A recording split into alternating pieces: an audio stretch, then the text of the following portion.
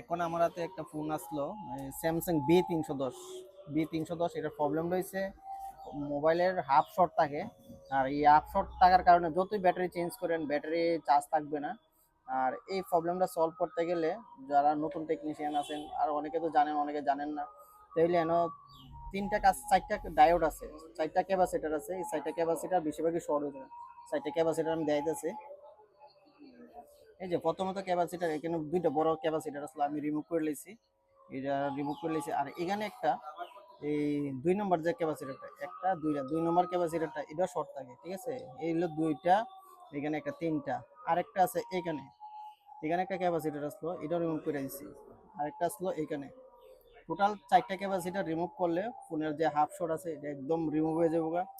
আর এরকম ধরনের ভিডিও পেতে হলে আমাদের যে ফেসবুক পেজটা আছে এটা ফলো করে রাখেন।